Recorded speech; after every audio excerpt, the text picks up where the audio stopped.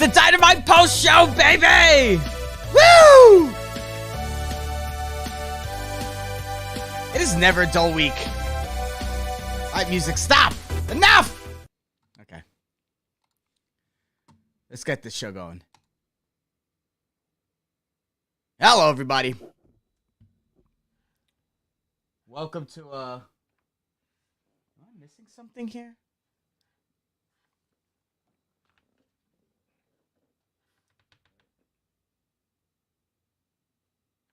Hold on a second.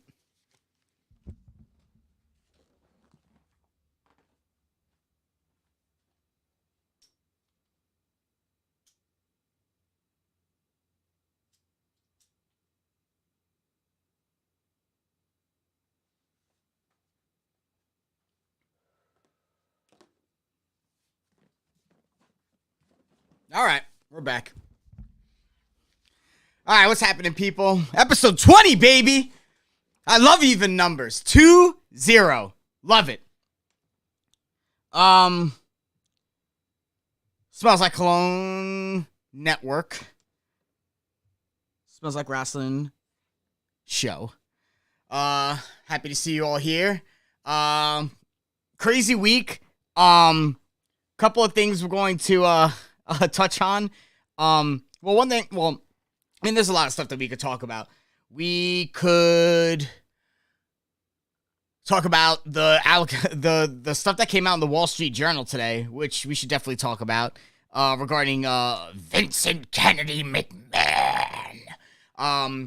What else? We got accusations of Thunder Rosa sandbagging in a match, which, come on. Jeff Hardy, arrested for like the umpteenth time. So we got a bunch to talk about. Let's, I guess, start with the more fresh news of the day. And I have this, I'm going to pull it up right now. So apparently, there was an article that came out today in the Wall Street Journal. And I'm going to read it as follows. This is an exact quote from an article that was posted today in the Wall Street Journal. And I'm just going to start from where I saw on the screenshot that was sent to me because this was behind a paywall. The longtime chief executive, Vince McMahon, agreed to pay a departing employee with whom he allegedly had an affair, according to documents and people familiar with the board inquiry. The January 2022 separation agreement bars the now former employee who was hired as a paralegal in 2019 from discussing her relationship with Mr. McMahon or disparaging him, the people said. The board's investigation, which began in April, has unearthed other older non-disclosure agreements involving claims by former female WWE employees of misconduct by Mr. McMahon and one of his top executives, John Laurinaitis, the head of talent relations at WWE, the people said. The journal couldn't determine how many previous agreements were being scrutinized. That is one part. The second part goes as follows. The first email sent to board members on March 30th alleged that Mr. McMahon, 76 years old, initially hired the woman at a salary of $100,000, but increased it to $200,000 after beginning a sexual relationship with her. The email to the board also alleged that Mr. McMahon, in quotations, gave her like a toy to Mr. Laurinaitis. The board is investigating the allegations within the email, the people familiar with the inquiry said.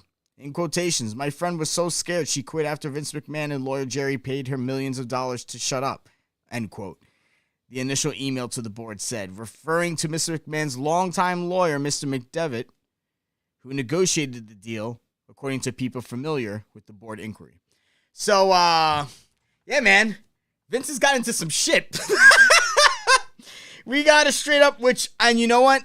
It would explain why Stephanie left. I mean, it makes sense. I mean, yes, she wanted to be, she wanted to spend more time with her family. Like, I get that. But to be, to me, now this is just my personal opinion on it. To me, that didn't add up. Because the time that she would have needed to spend with her family should have been when Triple H was on the shelf for the last 3 months. You know what I mean? And then the second he comes back, she leaves. I just thought that was odd. To be with their family, so you're choosing time to spend with your family the second your husband gets back to work? It didn't make any sense. So it makes sense that if they are positioning her to have a future place in the company, to distance her from this. So maybe that's why. Maybe they saw this coming. Maybe they only knew it was a matter of time before it became a matter of public record. And to maintain her whatever, she stepped aside. Or she stepped aside for exactly the reasons that she said she did. She wanted to spend more time with her family. Who am I to judge how someone spends time with their family? You know, maybe Triple H is, boring. And she's like, Christ, he's at work. It's go time. Going home and binge watching Grey's Anatomy and gaining 50 pounds on ice cream. Like, that's the shit I'm talking about. Like, if she went and said that, I'd be like, good for you, Steph. Go for it. Get some chunky monkey. You know what I mean? But, so that happened. That was new information as of today. In terms of now recent information, remember when, first off, I just want to make a side. Remember when MJF was the biggest news in wrestling? Ain't nobody talking about that motherfucker now. Anywho, the second thing, Jeff Hardy gets arrested again. DUI, blows like twice the legal limit. Talks about how, like, before he got in the car, he took a couple of shots of Fireball. Bro, you don't even have a license. So you decided to take shots before you got into a car that you knew you weren't legally allowed to drive, even sober. Bro. I mean, listen, Matt Hardy had a good point. You know, the path to recovery isn't linear. You can't expect someone to, when they just screw up, they're just never going to screw up again. That's not how life works, people. I would love it that if we're the case that we only screw up something once and never do it again. But addictions are, addiction's a real tough thing. So, they suspended him without pay, leaving him the door to come back to AEW once he's taken care of, he's taken care of his business and done the treatment and done the work and proved his sobriety and all that stuff. So, hey, I think it was a smart move on Tony Khan. You know what I mean? Like, I'll say this as an aside, as a non-wrestling note, just like a personal opinion of mine.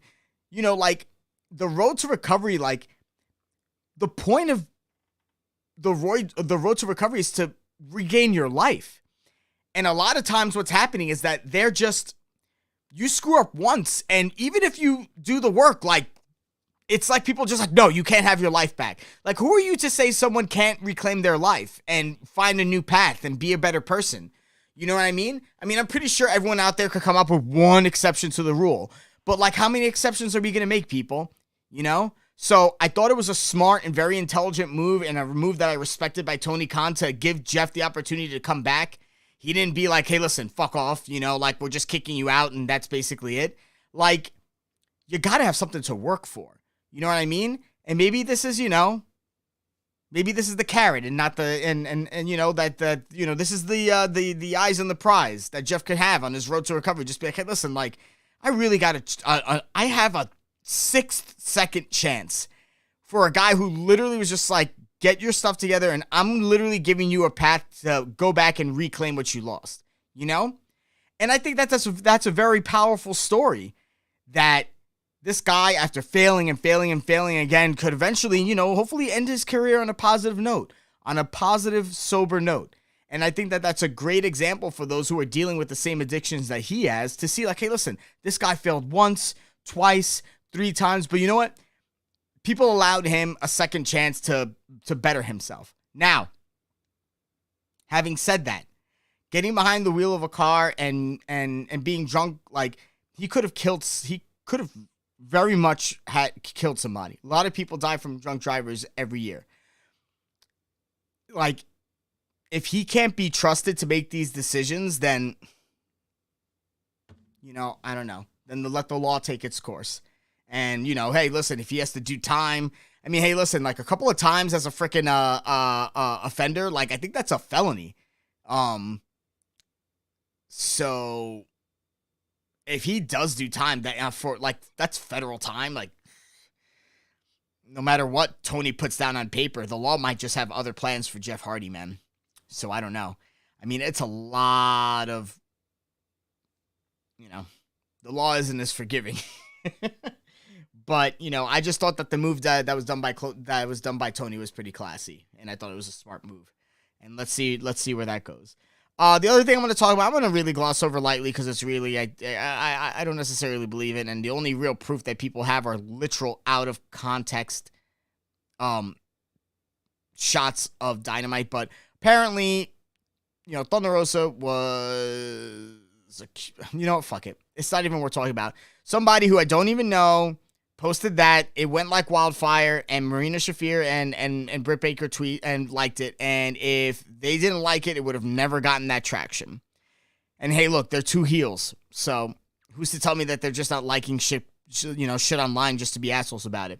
I love Thunder Rosa. I think she's a great wrestler. I like the program that's coming up with her and Toni Storm, which we're going to talk about as we progress with the review. And speaking of the review, here we go. Off to the races. Road Rager was tonight in St. Louis. Jericho and Ortiz. We're going to have a hair versus hair match. The world tag team titles are on the line. Jungle Boy and Luchasaurus versus the Young Bucks. Britt Baker versus Toni Storm. Will Ospreay versus Dax Harwood. Wardlow facing the plaintiffs in his lawsuit against all the security people that he beat the shit out of for a while. It's 20-on-1 handicap match, pinfall and submission rules. The All-Atlantic Championship Tournament continues between it's Miro versus Ethan Page. Miro representing Bulgaria, Ethan Page representing Canada. And Moxley and Hiroshi Tanahashi have a face-to-face. And Hangman's supposed to say something. So, William Regal joins commentary. They have a barber chair at ringside. It was Chris Jericho who beats Ortiz. Ortiz ended up shaving his own head at the end of the match. He didn't have the barber do it. I thought it was a great match. I mean, the crowd was super into it. When Eddie Kingston hit Jericho with the spinning back fist, I'm like, oh shit, they're gonna shave Jericho's head. And not gonna lie, I think Jericho would have benefited more from the head shaving than Ortiz did, because Jericho could have just created a whole new persona about him being bald and just being like a psychopathic wizard, and he should come out with a different wig every single week. There was tons of different shit that they could have done with it. But Ortiz was the one who lost. And that's it. They shaved his head. The reason why Ortiz won was because fucking Fuego del Sol comes out with Floyd, which is Jericho's baseball bat, and duffs Ortiz in the head with it. You end up finding out it's freaking Sammy Guevara. Sammy Guevara now is a member of the Jericho Appreciation Society, along with Ty Conti. So that happened, and good. They should be heels, a part of Jericho's group of assholes. I think it's fantastic. It was the perfect booking. It was the perfect booking for Sammy right now, because he's been wallowing in this mid-card hell, and they try to make him face, but he was actually a heel. Listen, you want to know how to turn someone from a face to a heel? Have them start banging a smoking hot woman on the roster, and then getting her to marry him. And then having them post them making out and being half naked all the time. That's the greatest heat you could get. The majority of the wrestling fan base is 8 to 34 males. You think we're not going to hate? I hate Sammy Guevara. God damn it. But it's brilliant. So I'm glad that happened. 20-on-1 handicap match. Nothing really to talk about. The match itself kind of sucked.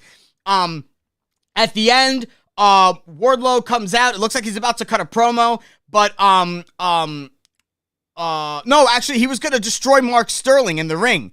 And then, what's his name? Dan Lambert comes out. He's with Scorpio Sky, talking all this shit, basically saying he's gonna get Matt Hughes and Tyrone Woodley to freaking to go and jump Wardlow. First off, I am like 99% certain, and hopefully someone in the chat could tell me this. Doesn't Matt Hughes have like cerebral palsy? Like, that guy looked like he was in rough shape. So, I don't know what he was gonna do. Thank God they didn't have him do anything. But basically, they, Wardlow says, "Hey, you guys are, we're both Midwest guys. We're cut from the same cloth. I know that you don't want to side with this rich asshole. You definitely want to, you definitely want to feed Sterling to me." And sure enough, they do, and they powerbomb Sterling. He raises his hands up with two UFC legends. Pretty cool shit. So it's eventually gonna end up being Wardlow versus Scorpio Sky for the TNT title. Now, that's going to be Obviously, that's going to be Wardlow's coming out party. It's going to be a great match. Scorpio Sky, he did his thing. There was some crazy shit that went on with the TNT title. The company's only 3 years old. If you don't think Scorpio Sky isn't going to get another title reign at a certain point of time, no matter what kind of title it is, he's going to get it. Scorpio's going to get his due. The guy's a great addition to the roster. He could hold the belt. He could not hold the belt. The guy is fucking fantastic. This was, I thought, one of the best matches of the night. Will Ospreay versus Dax Harwood. Will Ospreay comes out with the win. Fantastic match. This crowd was hot. I did not expect St. Louis to be a hot wrestling crowd, but these people were going. You know what I mean? And they were all about this match. I'm a huge Will Ospreay fan. Dax Harwood is a fantastic wrestler in general. A great singles wrestler, a great tag team wrestler. I would like to see them develop Cash a little more because I think they could be just as, I want them to be like how DIY is. DIY is a very worthwhile tag team because they are great as a tag team and they're fantastic as singles wrestlers as well. If you could find a tag team that does that, I think you really do get, and pardon the pun, more bang for your buck. So it's like great shit. Fantastic match. Afterwards, the United Empire comes out. They attack Cash. That leads to Roppongi Vice coming out along with Cash, Wheeler, and all of a sudden, Orange Cassidy's music hits. He's been on the shelf since the Revolution ladder match. He's been on the shelf since Revolution when Wardlow threw, I think it was either Wardlow or Keith Lee, threw him out of the ring so far, totally missed like the people who were supposed to catch him, and he landed right on his shoulder and like broke something. So this actually leads to, and we'll talk about this later, them leading to Orange Cassidy versus Will Ospreay at Forbidden Door. That match is going to be awesome. Forbidden Door, if you're a hardcore wrestling fan, is shaping up to be an absolutely phenomenal pay-per-view. So I'm very super excited about it. The matchups that they're having are absolutely phenomenal. Just want to give some props. Ortiz, awesome to see you on the chat, bud. Josh, good to see you. Richie, Royal, tons of people. Oh, Daisy's on here as well. Tons of people are on here right now. Fantastic. Thank you guys all for watching. I hope you're enjoying the show. We got a lot more to go. But great to see. I pretty much know everyone in the chat. I love you guys. Thank you so much. I appreciate it. We have Jon Moxley versus Hiroshi Tanahashi in a face. They're going to be fighting at Forbidden Door. This isn't a versus. This is more of a face-to-face. They smartly had everyone else talk, aside from Tanahashi. Tanahashi mostly speaks Japanese. He doesn't speak English very well. So I'm glad that they had the English-speaking people play a part in this. So they, basically, Moxley is now considering himself the Forbidden Door. And that's pretty much true. Like, no matter what was going on between AEW and New Japan, like, Jon Moxley was the guy who was working at New Japan no matter what. So, like Jon Moxley technically is the Forbidden Door. And he's been hunting Tanahashi for a while, and he's been fighting fucking everybody. So, I'm very excited that they're going to fight. He basically said, there's a lot of belts in this business. There's a lot of championships. There's a lot of guys, a lot of promotions, but there's only one of them called the Ace, and that's you. He's like, and not for long, because when I beat you, that's going to be me. So I'm very excited to see Mox versus Tanahashi. That should be a fantastic match. During that promotion, Jericho's music plays. He gets flanked by Sammy Guevara. Basically, he threatens to burn Moxley's face because he's a wizard. And it looks like they're going to have... it looks like what... Let's see. Let me check my notes here. They basically call for the rest of, so Jericho calls for the Jericho Appreciation Society to come out and wrestle. Instead, El Desperado and Lance Archer of Suzuki-gun come out. They attack. Then Jericho introduces Guevara and Conti as newest members of the Jericho Appreciation Society. And he said that Suzuki-gun members were on loan from Minoru Suzuki, who is going to team with Jericho at Forbidden Door, along with Sammy Guevara, against Wheeler Yuta, Eddie Kingston, and Shota Umino, which I think is going to be a great match. Now, if you haven't heard, a lot of these matches that are going to happen at Forbidden Door are going to be multi-man matches, and they're going to be maybe 1, 2, possibly 3 one-on-one matches. but a lot of them are going to be singles. And that's pretty much how they do things in New Japan when you kind of watch their shows. So it's going to be a little bit of a mix of both. So I think that if you're not used to watching New Japan, I think Forbidden Door is going to be a great way for you to get introduced to a lot of these guys. If you're a fan of pro wrestling, like stuff that like AEW is doing, a lot of the guys on that roster take their cues from guys in New Japan. And I like New Japan. It kind of has a very when I watch New Japan, it reminds me of like watching boxing back in its heyday.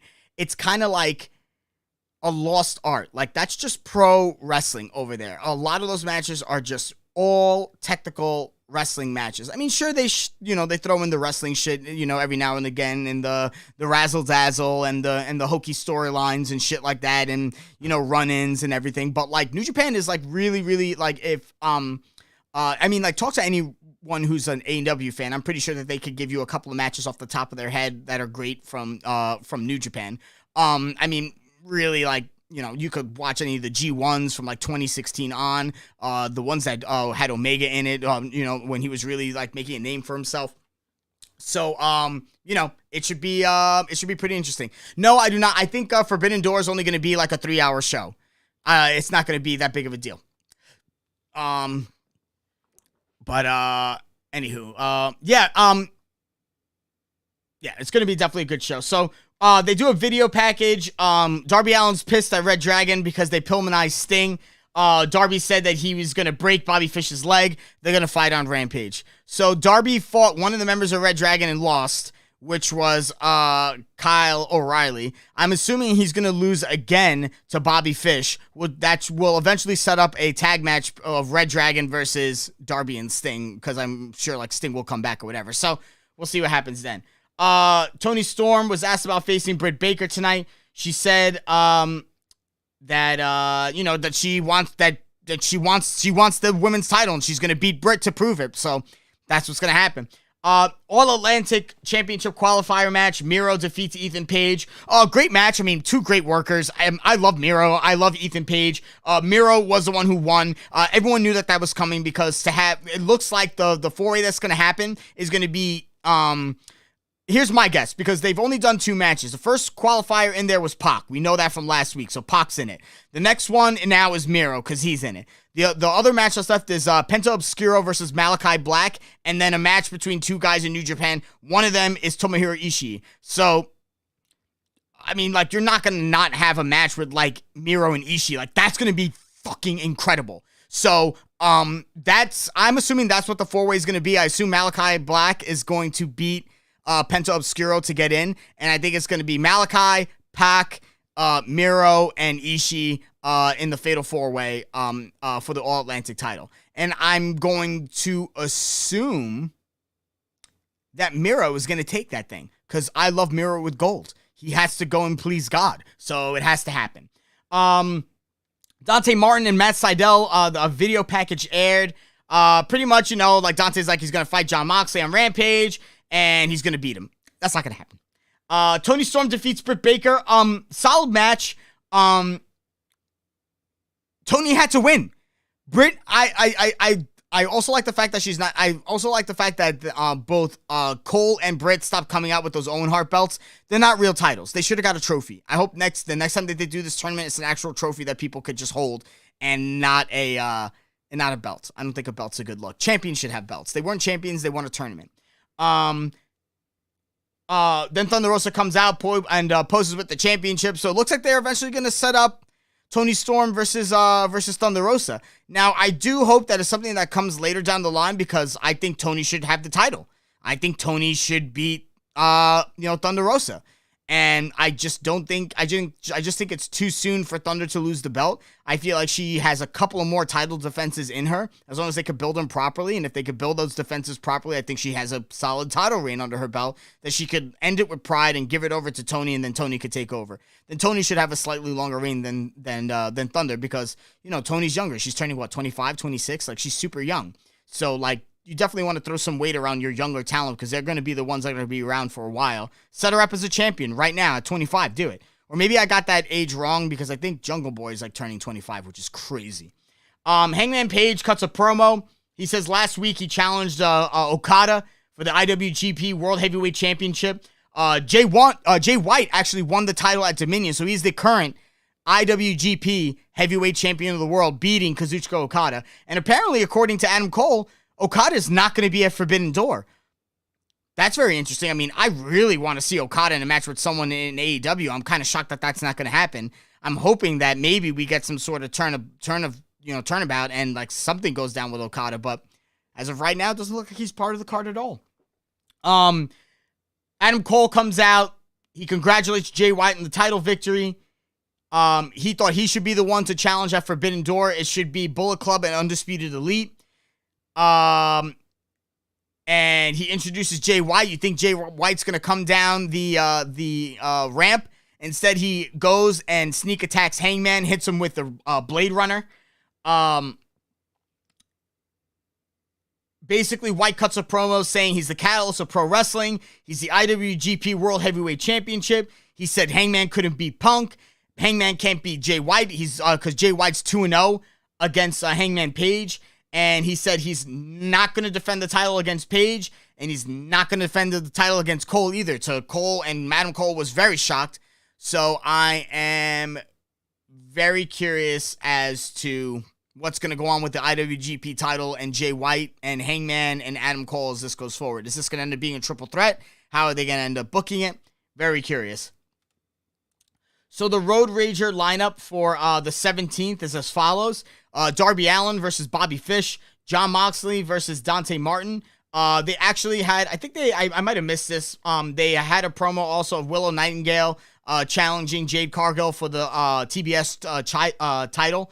So Jade Cargill is going to be defending that the belt in that match. Max Caster is also going to be in action on Rampage against an undisclosed opponent. I'm not sure as to who. Oh shit. I completely forgot. They did announce Thunder Rosa versus Toni Storm. It's going to be at Forbidden Door. So, I don't know. I don't think Tony's going to win. I think it's too early for Thunder to drop it. But if Tony wins, I'd be very surprised. Especially since Thunder's only had maybe 2 title defenses, maybe 3. And Will Ospreay versus Orange Cassidy was also announced. That's going to be great. I cannot wait for that match, so I'm super excited. The show ends on a AEW World Tag Team Championship ladder match. The Young Bucks defeat Jungle Boy and Luchasaurus to win the titles. I think this was the right play. And before everyone says the Young Bucks have the title again, let me explain as to why. Because I think that the Young Bucks will give FTR a better match. And I think FTR is going to hold all 3 belts, and they're going to be belt collectors like Tony was. They are going to beat the Bucks. They're going to win the tag team titles from them because that's the better play, man. I mean, FTR versus the Bucks for all the marbles. Fuck yeah. And at that time, like, honestly, like, do we want to know the reason why I like that booking? Because it's very possible that the Bucks could win that match and retain the AEW titles and they don't throw all the belts on FTR. So that's a possibility, but it's just as much of a possibility as FTR holding all the belts. So I think it could go either way, and that's the kind of booking that I like, when it could go either way. I don't like thinking like, oh, this person's obviously going to win. Like, obviously, yeah, there's going to be matches where you know it's going to be a squash, or you know someone's going to definitely win, but I like my title matches to have some mystery to them. I like my title matches to not be predictable. I like it to be up against the top-ranked good guy against the top-ranked bad guy, or maybe 2 top-ranked good guys who are having a good, you know what I mean? I want to see the best fight the best, and I want the best to prove themselves on television. Unless that happens, not interested. So the Young Bucks won. They are the new AEW champs. Christian Cage goes heel, turns on Jungle Boy after he made sure that Luchasaurus was knocked out and couldn't help him out. We all saw this coming. It's going to be the way to push Jungle Boy into a singles run. Christian Cage is going to obviously take care of him in the ring and make him look like $1 million. He's going to take care of him in the promo section, which Jungle Boy is, let's admit, he's arguably a little bit weak at. So, overall, awesome show. They're building the shit out of Forbidden Door. A lot of great shit is going to be going down at that show, so I'm very, very freaking excited about it. Another solid episode of Dynamite. You know, Can't really complain. Great wrestling. I thought the Dax Harwood and Will Ospreay match was match of the night. So if you haven't watched the show, you definitely have to check it out. Let's see what's going on in the chat here. Let's see. How we doing tonight, fellas? Let's see.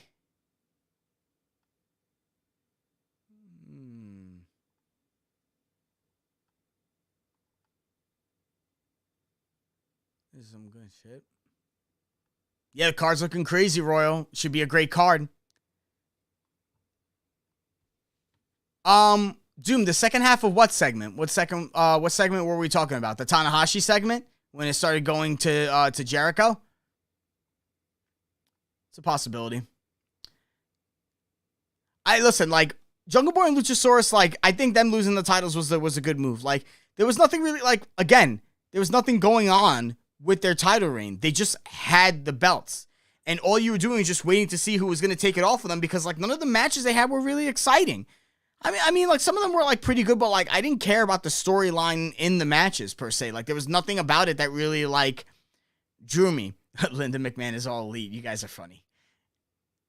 But where the hell's Okada? When are they going to book the Zack Sabre Jr. versus Daniel Bryan match? Like, is that going to get booked next week? Because, what are we? Today's the 15th. It's Wednesday.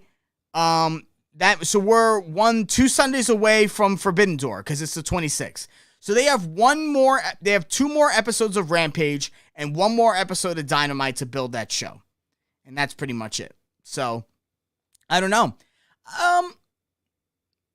No. If she loses this, no. If she loses, that does not. If Thunder Rosa loses the belt, that does not mean that those sandbagging rumors are true. You know? Thunder Rosa has put on amazing matches. No, I don't think anyone I know of who watches wrestling has ever told me at any point in time that when they saw her, that she wasn't someone who put in the work in the ring. And now everyone all of a sudden was like, whoa, wait a minute up. Listen, if she was doing it, you would have saw it. It's not that hard to see, you know? If you take it out of context in a bubble, sure, because you're putting a magnifying glass on it, but I don't think that's proof that she's sandbagging. I don't even think she's a sandbagger. I think that it's just that's just the way that those moves look like out of context, honestly. The match was a very slow and trudging match anyway, so like that kind of stuff could really be hidden. You know what I mean? Oh, Okada's going to be a dad? Oh, that's why he's not going to be at Forbidden Door. Okay. All right, so he's trying to rip off of Johnny Gargano, the greatest wrestler of all time. You know, looks like the Japanese Gargano just wants to be a biter and just now, oh, Gargano has a family? No, I'm going to have a family too. That's the only match I want to see at Forbidden Door. Johnny Gargano versus Kazuchika Okada. That's the shit I want to see. Yeah, man, Jungle Boy's great. I don't think there's an upside with Luchasaurus. I felt for some reason he moved a lot better in the beginning of AEW, and then he had that injury and he doesn't move as well anymore. And I also think it's really hard to make a compelling character out of a big guy who's a dinosaur. So I think he's in desperate need for a repackaging. I don't, like if AEW wants another big guy, they got Luchasaurus, or hey man, maybe they could just keep him as Luchasaurus and that's the thing, but like don't expect any titles on him. He's not going to be an over guy. Like he's not someone to take serious. He's a dinosaur. Jungle Boy though, like you could call him like Jungle Boy Jack Perry or whatever, and he could still be Jack Perry. He could eventually turn from Jungle Boy to Jack Perry and be like a man and like be wrestling in the ring and all this shit. Like he's a work in progress. You know what I mean? He's a good wrestler, but he hasn't worked on his mic skills yet and his character and bringing emotion into his promos and finding out like what motivates Jungle Boy. You know what I mean? Jungle Boy is a fighter, but like what more is there to him? What makes him a compelling character? I think that's going to be the mission of Jungle Boy, and hopefully Christian helps him to figure that out. Yeah, the fact that Luchasaurus can walk is a miracle. That dude blew his leg out in horrific fashion. And the dude is like really tall, so it's really hard to like keep your body like in good shape and moving like that for a guy that size. Like that puts a lot of mileage on the body. So so definitely. Yo, Richie, you don't think Miro should win the belt? Who's your guys' picks for All Atlantic champ? I mean, obviously, Ishii isn't going to win it. I'm sorry, but they're not going to have a New Japan guy win that belt. I'd be shocked if they did. It's possible, but I don't think they have a New Japan guy win that belt. So it's either going to be Malachi Black, it's going to be Pac, or it's going to be Miro. Now, Malachi Black, he could hold that belt, and he could be the leader of a faction and have a belt, and that's the deal. Pac, he could hold the belt. He's part of a trio faction. Maybe that could work out too.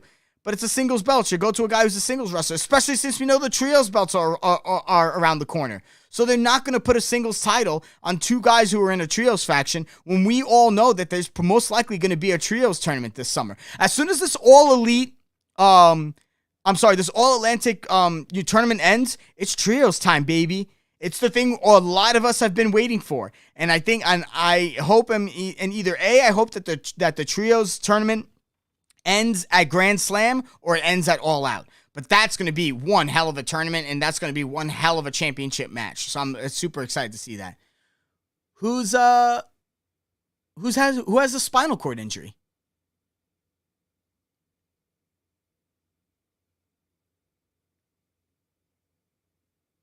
Who has the spinal injury?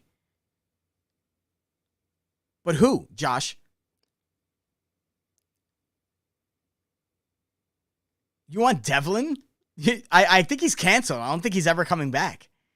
Or unless he's still in NXT UK, if that's still a thing.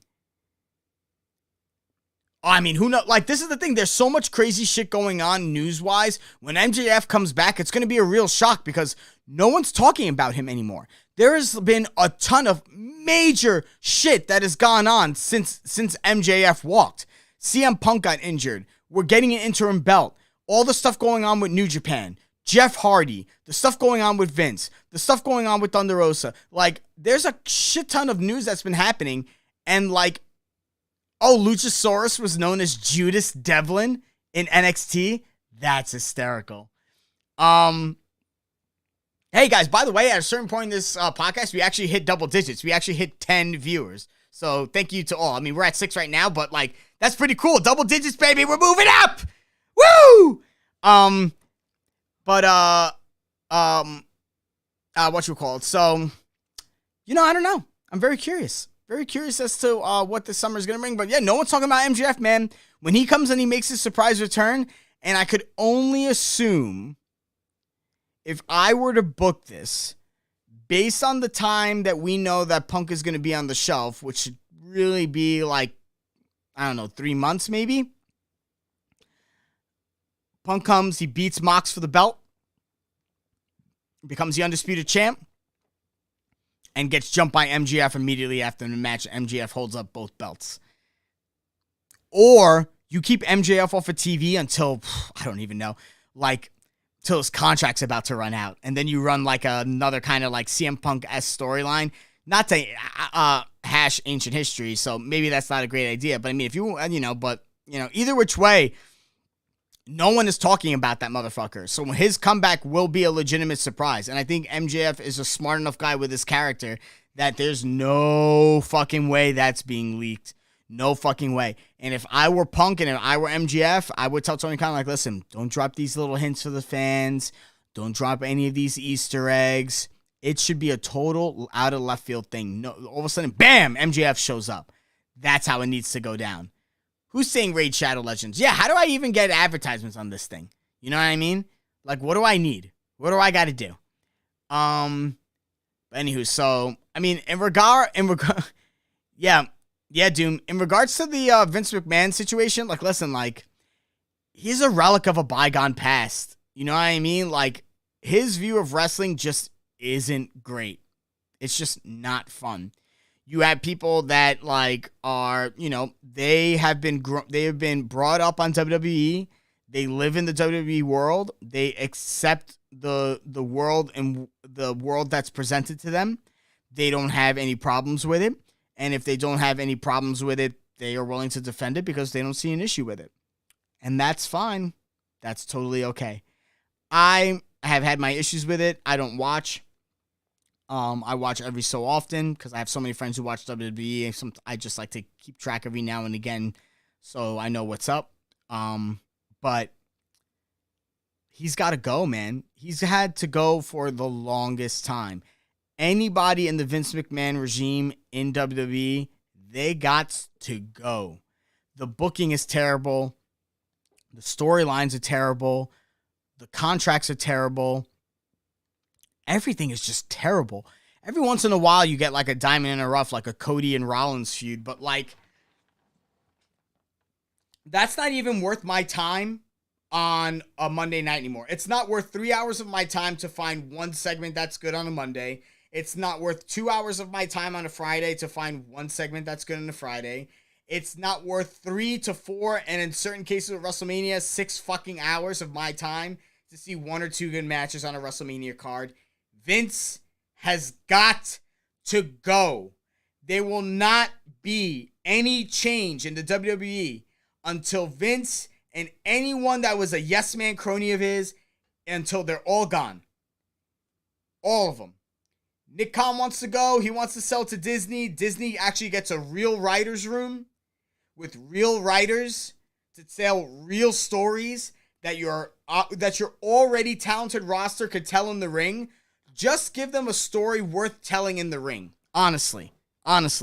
I don't think it's their responsibility to get gimmicks over that were given to them that they had no say on. That's bullshit.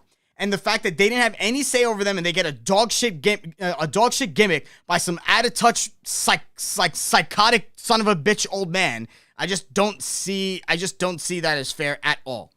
At fucking all. And I don't want to hear about Cornette, because Cornette either needs to get a job in the biz or shut the fuck up. There you go. You know everything? Get a job in the biz. Do something about it. Prove it. Because until then, you're just the other side of the coin of Dave. And to be honest, I think my opinion's better than both of them. I think they're both of them are out of touch. Dave could report on the facts, fine. You have your sources, good for you. I respect the journalism. But my opinion is my opinion. That's how I like to watch wrestling. You know? I like what I like. I see what I want to see. I don't check in with either of them to see what's what. If I think something's great, fine. If it's killing the business, fuck it. I like it. I don't give a shit. Let it kill the business. There have been plenty of things that people have been saying been killing the business, and the business is still here. So what the fuck do I have to worry about? No way. Yeah, man. That's it, man. The genetic jackhammer is finally gonna get his. I'm your genetic jackhammer. Yeah. Now what you're gonna, so now all this stuff in WWE, now you got like guys who have belts and they're just never on television. Unreal. Telling you, man, the talent on that roster deserves better, man. I'm telling you, if they had better writers and better bookers, AEW's in trouble. Hell fucking yeah, because WWE's got a shit ton of talent.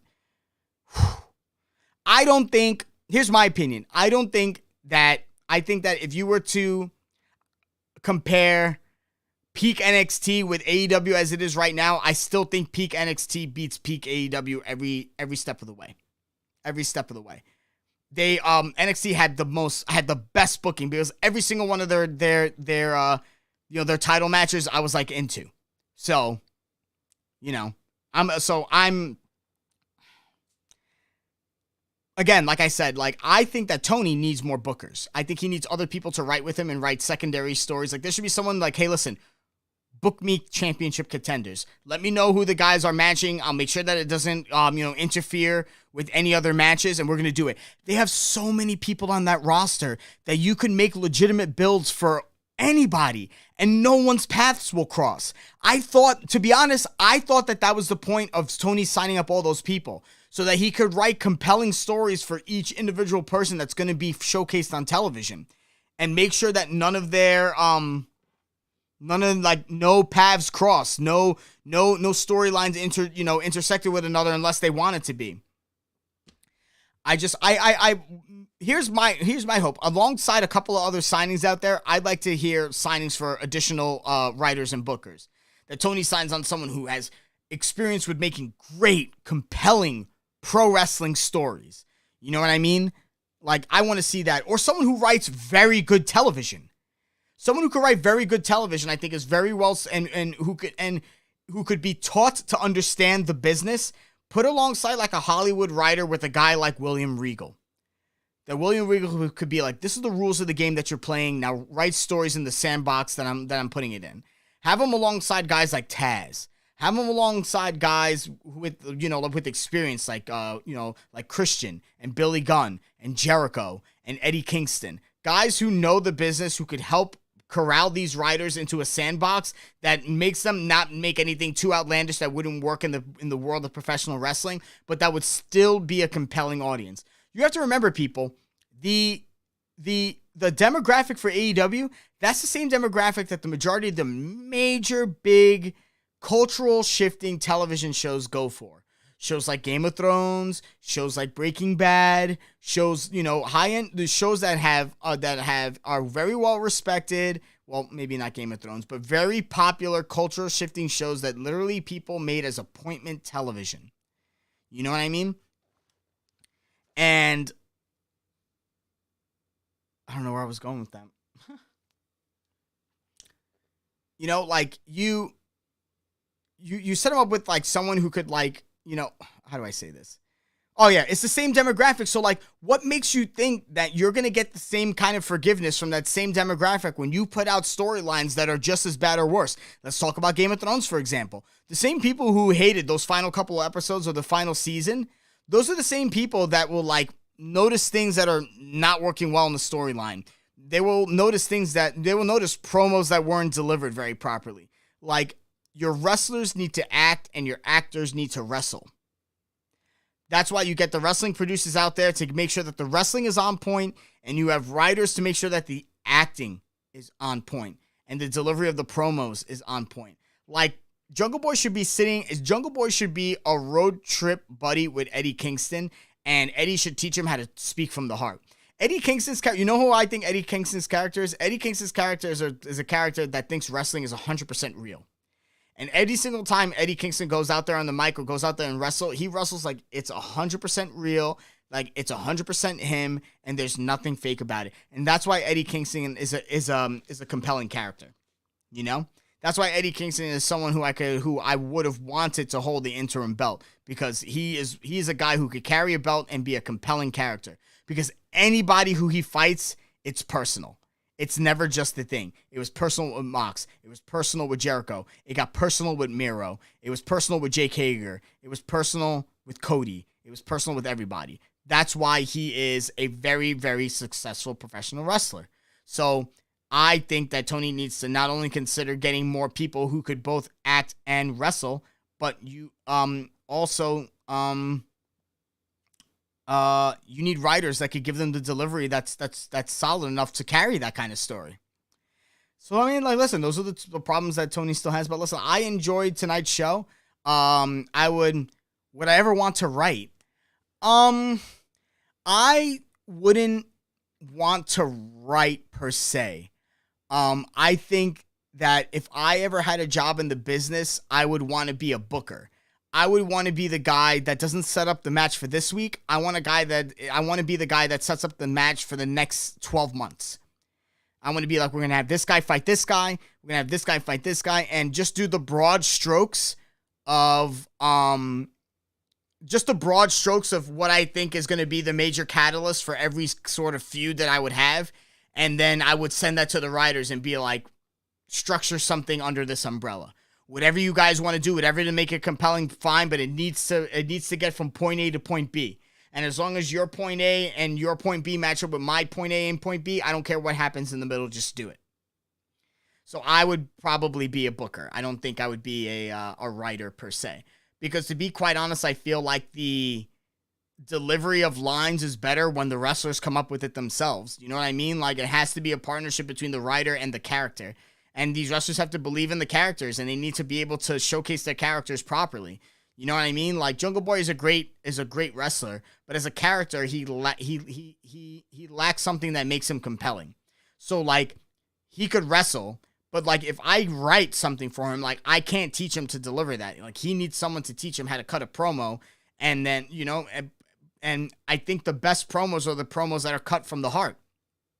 So you put a guy in that situation and just be like, okay, how would Jungle Boy react in this situation? What would he say to a guy like Eddie Kingston? What would he say to a guy like Christian? You know what I mean? Like, what would Jack Perry say? Like, that's what I want to know. That's what I want a story to be. Because when you put someone else's words in someone else's mouth, like, it just doesn't work out properly. You know what I mean? So I definitely think that if I was to have a job in the biz, it would definitely be I would definitely want to be a booker. And I would make sure whoever I was working for just be like, yo, I hope you have a crack team of writers because I'm going to put together some killer matches for you. But yeah, who knows? Loser sits on a violin match, me versus Luke. Shut up, Josh. You idiot. And yes, I am an idea. Yeah, I guess you could say I am an ideas guy. You want to know why I like booking? Because I like storytelling. That's what drew me to wrestling. I've said this all the time. Wrestling to me is like the movie Rocky in a long-term format that's live and never takes any breaks and doesn't have any season breaks. You know what I mean? So like I like a good story. I would book my matches based on what delivers the best story. What makes something compelling for the fans to be like, damn, man, I gotta watch this. Like, oh shit, like they're gonna do this with this guy. I'm gonna do this with that guy. Like, that's what I would want. That's what I would want to do. Like, I like a good story. And if it means that I have the opportunity to make a never-ending story, oh my God, of course. 100%. 100%. I've been booking 3-4 months in advance AEW since before this podcast even started. Because every action has a reaction. So if you're gonna book somebody, I need to make sure that I have something good to follow it up with. Otherwise, what you're going to get is what you're getting right now. And what you're getting right now is you're getting, that's what's happening. It builds to a crescendo, then falls off a cliff. Then all of a sudden, they finally figure out who they want to have as the heavyweight, as the next champ. Every champ has had that, with the exception of the first champs, which was Mox and Jericho. Did not have that problem. Kenny Omega did not have that problem. But after that, it just fell off a cliff. Like, I don't know what happened. I think it was because, but you also want to know what changed between those three champions and now? The roster exploded. And there are way more people to write for. I think Tony was a better writer when he had less balls to juggle in the air. Now he's like, you know what I mean? That's not, one man can't sustain that. That's impossible. That's impossible. And listen, I have all the respect in the world for Tony Khan as a businessman and as a booker. Like, he gave me some incredible moments as a pro wrestling fan that I never thought I'd be able to see, and he gave them. So, like, he helped make that happen. So I'm appreciative of that. I truly am. But my feedback as a fan is, I would like it if you got more. I would like it if he got assistance with handling all of the storylines and he has 2 promotions. Come on. Let's get some writers. Let's get some producers in. Cornette, if you want to put your money where your mouth is, this is the time, man. Why don't you book ROH?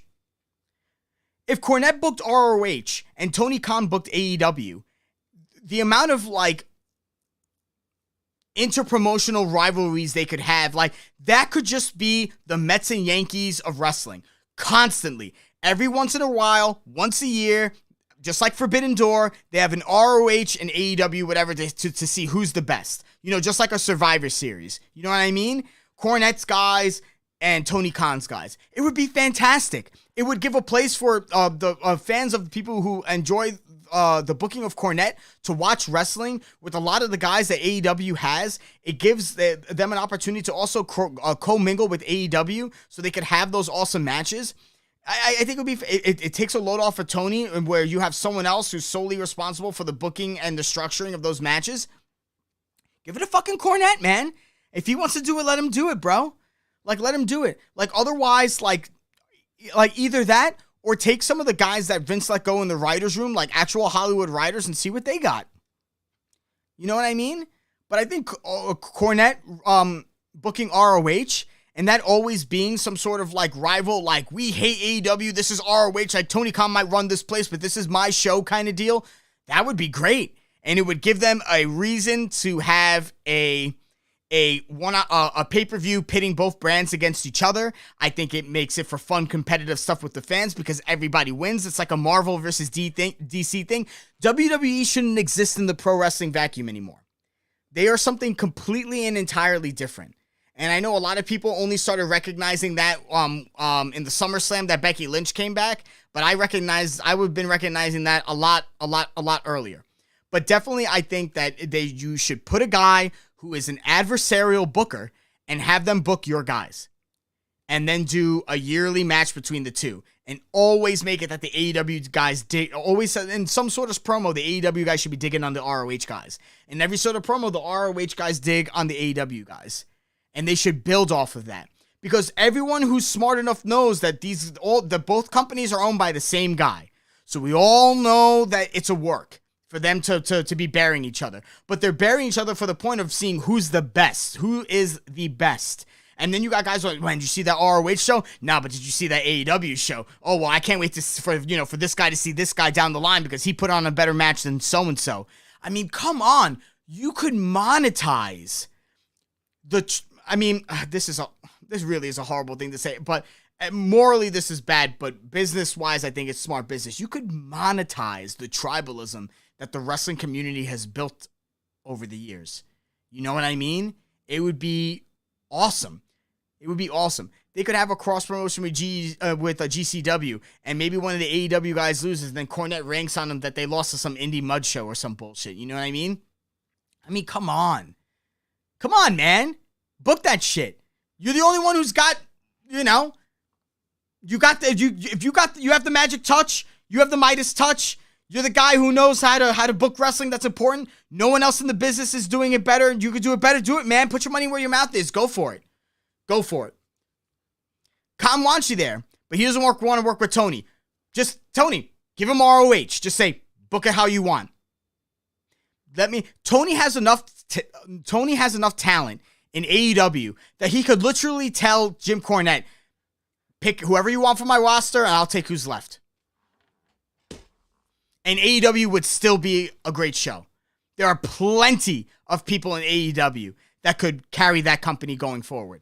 There are plenty of people that Jim does not even consider as talent, that me personally as a fan, I consider talent. Man, fine, you want to leave him with Tony? Great. I'll still see them in awesome matches. I think that should happen. Fuck it. Enough. Tony can't book this on his own. He needs someone else to book it. Cornette, whoever. But I think that needs to happen. But great participation from the chat guys. Appreciate all you. This is probably where I'm going to cut it quits for tonight. Thank you very much to, man, let's see who is in here. The guys from Boone Syndication were here. Thank you very much. Everyone check them out on YouTube. YouTube Boone Syndication. Lot of great gaming content on there. The B Team episodes are great, which I am a part of. So if you want to see some really funny episodes with me and the guys from Boone Syndication, playing video games, those are great shows. What else? So, thank you there. Royal, good to see you. Josh, Doom, Richie, Ortiz, Daisy. Who else? I hope I'm not missing anybody else, but you guys are great, man. I appreciate you guys watching. Thank you for the support. I do not suck at Warzone, Josh. Shut the fuck up. All right? I have more wins than you bitch. Yeah, man, have Regal, yeah, well, I don't know, I don't know if Regal, I don't think booked NXT. I think that was really all Triple H.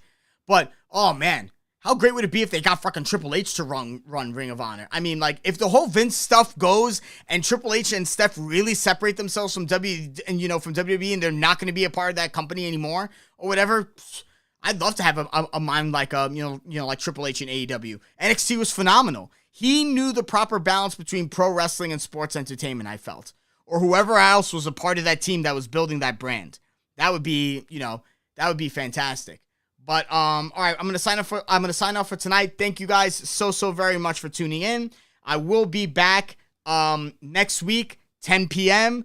right on this YouTube channel to review the Go Home show of Dynamite leading into Forbidden Door, so it should be pretty exciting. Maybe we'll see a couple of matches booked, a couple of surprises, who knows.